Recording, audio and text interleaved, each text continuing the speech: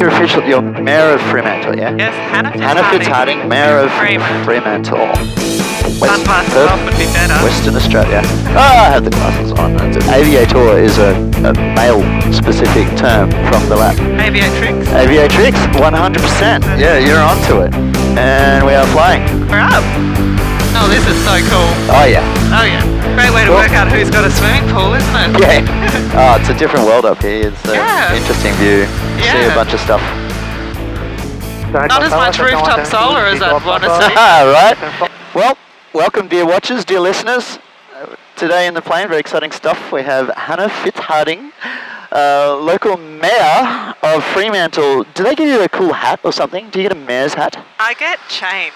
Which chains? Yeah. How gangster that is. I know, right? They're actually kind of heavy. Like, you wear them for long enough, you're starting to feel it. Yeah, totally. And, there's a second set of chains for Fremantle, so they're from 1975. Wearable chains. Yep. That's you wear them kind of low over the shoulder with the big bling at the front. Yeah, wow. I believe somewhere in storage there's also like an ermine coat. Yeah, I imagine a coat or a hat or something. Yeah, I've not asked for the coat to be bought out. So many occasions in Fremantle. You're not into the coat? I feel like it's been around for quite a long time. It's not a COVID-safe coat. It probably smells a bit like Fat Cat. Yeah, it's been on a few shoulders. Yeah. I mean, there's some good heritage and history in that coat, though. That's true. You know, you can draw from the power of great leaders before you and add to the power of great leaders ahead of you. Maybe if I was still mayor in 2029 for our centenary. So you probably didn't know this, but we're over in the city of Fremantle now. Already? Yeah. It extends this far. Oh, amazing. We've got a bit of the industrial sort of commercial area out here in O'Connor. O'Connor, it stretches that far, yeah. This is all your domain. Yeah, exactly. Yeah. Look upon my works. I would love... I'm sitting here looking at tree canopy going, oh, we need to plant some more trees there. Well, what an interesting perspective you get. To see exactly that sort of stuff. So I'm hoping this has got some value for you beyond just the electric experience, but just seeing the area that you help and take care of. Well, it's so much more accessible now. The information to aerial data, of course, So we look at the photographs of Fremantle from the first people who photographed from an airplane when that was first a possibility, and you get 2 or 3 shots and they're a bit blurry. And now we can gather so much data about things. Google Maps anytime and have a look-see. Yeah, it's amazing. It's so good. I'm going to ask you a few questions. I want to pick your brain while we're up here, because then you can point stuff out to me. So. I can't really run away, can I? No. You can ask me anything. Got a captive audience here. Interesting, I didn't realise that the precinct area domain extended that far to O'Connor, and you already enlightened me that it goes up to North Fremantle and Leighton, so we'll head up that way. And you can see a little bit out of the window, and we'll cut in some wingtip footage as well to show people, get a bit of a wider perspective, which will be fun and interesting. We're over Fremantle Golf Course now, so we'll turn north. Got an exciting new golf experience potentially going in there. I saw that on the website at this golf course that we're over right now. Yeah, that's right. So it's being upgraded, the site? Yeah, so new golf clubhouse and then this sort of 2-story driving range thing. Or like a, I guess, augmented reality where you can play any golf course in the world. And the augmented reality is getting interesting. Hey, that's cool. Yeah, that's cool. Is cool. And it makes it cool. Even like bad weather days and stuff, you can still go have a hit. Apparently, and people who've never tried golf, try it. Right. So, nice. It's probably what eventually we'll get to with aviation, this idea that, hopefully not too much. I like to feel the G's. I don't want to be sitting on the ground. I mean, the simulators are incredible already, but there's nothing like being up here. The added risk factor gives you the edge. You have to on a bit here. If you feel safe enough, I'm not sufficiently scared. I feel like I should be more like it's just so interesting. No, I got you in. We're in a very, very safe aircraft, as we talked about before, and I fly this route a lot. I'm very familiar with the space, so we're pretty safe here, and we've got great conditions today. It is beautiful. It's so stunning up here. So we're getting up close to Leighton now, so I might do a little bit of a turn here, and I'm just going to announce our intentions on the radio, which we always do. So, one moment. Centre, Electro 2055, just north of Fremantle, 1,500 feet, maintaining this height and completing slow orbit around the Fremantle area. And that's how close Rottnest is, look at that. It's just there. We can reach it very easily in the electric aircraft. When you're Mayor of Rottnest again, we'll, I'll take you back out there. But today we'll stick with Fremantle. So out your window, our audience can probably just see the water, which looks pretty today. It always does. Keep an eye out for any wildlife. Sometimes we spot whales and dolphins. And we'll get some wingtip footage showing the beautiful area that we're flying over. But point some more things out to me about what's happening in Fremantle. I've had a look at the website. Yeah, there's a bit going on. I mean, very topical this week is the future of Fremantle. So that's looking at all of this area here. If the port moves south down to Kwinana. If government's still working out plans on that, but we need to think about what would happen over here if that were to happen. So a few different ideas have come out. It's a huge amount of land. It's like 30 Optus stadiums down there. Wow. So bigger than kind of Barangaroo or those kind of places, Canary Wharf in London that have been redeveloped. I imagine it had a huge residential retail value if that's how it ended up being zoned. Yeah. There's no but we don't want another city next door. We kind of want Fremantle to expand. So it's a really interesting conversation to have, actually. Could make a pretty cool landing strip, just saying. Yeah, I know. A bit Hong Kong, though. Yeah. Oh, no, electric only for the quiet, emissions-free, peaceful. I was just thinking about that landing nearly in the water, but not quite. I only need a little bit of it. I just don't even need about half of just the length and then only a skinny little bit. And that looks like a Japanese research vessel, I think, in port at the moment. By research, do you mean whaling? No. Oh. No, I mean climate change and stuff. Actually, I think. Oh, okay, like a genuinely. Yeah, right. A genuine. Okay, that's good because I know there were some questionable research vessels in the past. I don't see the Sea Shepherd hurling things at it, so I guess they'd be very present if it was one of the other research vessels. And then Fishing Boat Harbour down there. So there's a lot of sort of discussion at the moment about Fishing Boat Harbour and how do we kind of get a bit more activation down there, but still keep it as a real working harbour. Right.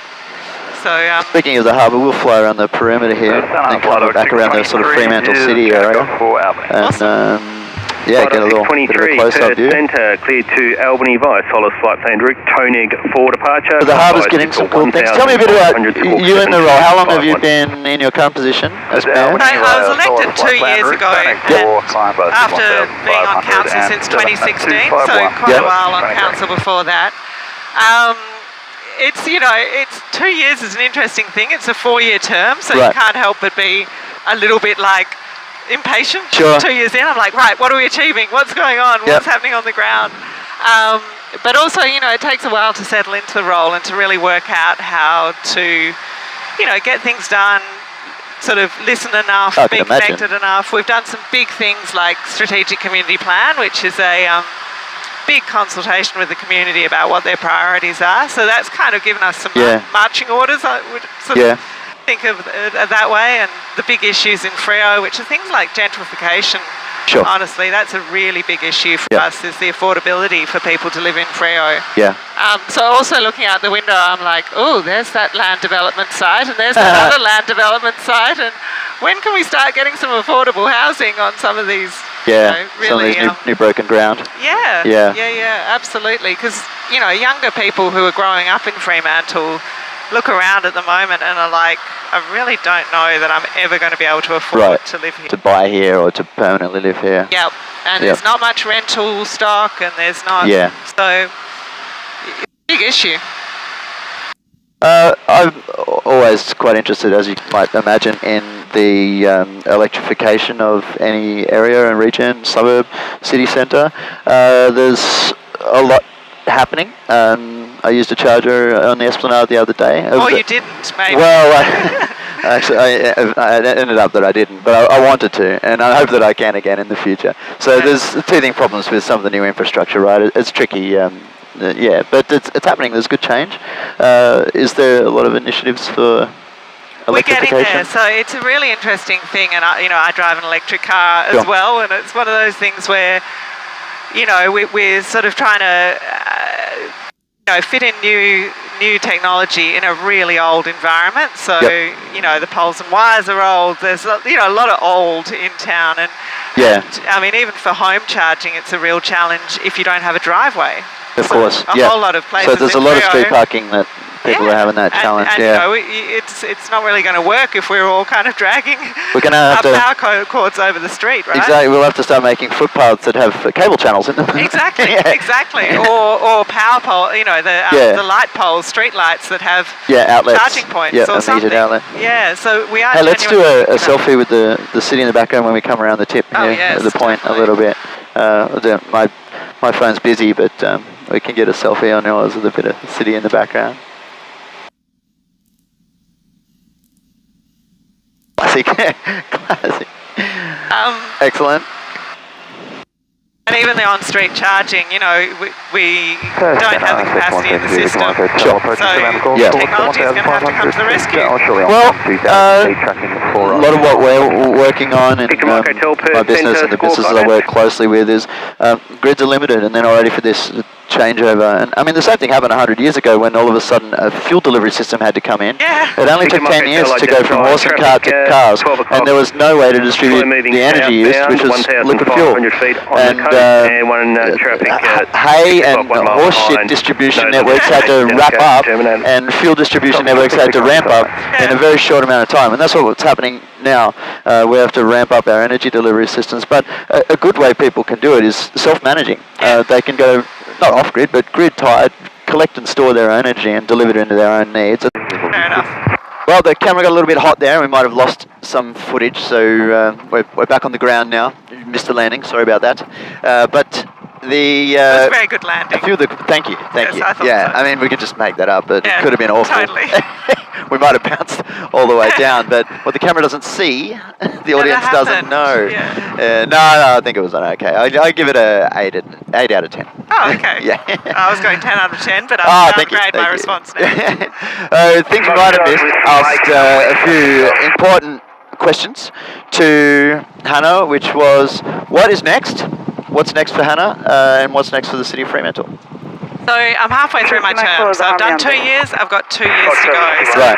I'm an achievement-orientated person. People who work with me will probably tell you I'm very focused on getting stuff done. Yep. So a lot for me is what are we going to get done in the next 2 years? What can we actually deliver on the ground? And that's what's fun about local government as well, is because it's very tangible. You do stuff that you can see when you've done it. Yeah. We did a strategic community plan process, which was going out and talking to the community about what is it that you want to see in Fremantle in the next 10 years. Right. What are your problems? What are your priorities? Yep. And that's given us some marching orders around things like affordability, managing to find places for people to live. Yeah. Gentrification is a real challenge for us. It sounds like a good thing, but if you want to live in Freo and you're a young person who wants to move out of home and live in Freo, it's not a good thing. We're looking at density in the CBD. So how about, apartments and all the amenity that you need to have to make apartments be attractive to Western Australians who are not traditionally apartment dwellers. Yeah. We like our space, don't we? Yeah, we do. Yeah. But, imagine if someone else was looking after that garden for you and you could just go out there and enjoy it. No gutters to clean. Oh, so good. I would love that. Anyway, so we've got a bit of that sort of stuff on the agenda. We'd love to see more people living in the city centre. Yeah. In suburbs, there's more pressure because of infill. Subdividing, building houses on the back of their blocks. Yep. And that's great because it gives people places. But what it means for sporting clubs, for the schools, for everyone else who has to deal with increased capacity is a challenge. So we're working on all those things. Beachfront amenity, obviously we love our beaches. We just flew over them. They look gorgeous. They're always so stunning. Love the beaches. Yeah. But, the flip side of that is more people using change rooms. Yeah. We're working on those things as well. Okay. And then the basics, because we're a heritage city and you got a lot to look after, a lot to take care of. Yeah. Our drainage is old. Right, of course, yeah. So unsexy. Yeah. We're doing a big drainage program. Everyone's like, Why should we care? No, you care when it stops working. Yeah. That's good. Okay, fantastic. Well, you've been a fabulous guest, Thank you. I really hope you enjoyed the experience. That was fun. I'm coming back. Yeah, brilliant. That was great. Well, we hope to be bringing more and more electric aviation to more people for flights like that, just viewing cities from that perspective, small transport routes like to Rottnest Island. We'll have to do a Rottnest trip one day. Definitely. And of course for pilot training as well, so it's a huge opportunity to help lower costs and lower emissions. Aaron. Yeah, do everything we can. Thank you very much. You've been a fabulous guest, and we'll see you again next time. Hit that like and subscribe button. Thank you. Bye. Cool. And of course, Someone's ringing. some asshole's always calling me.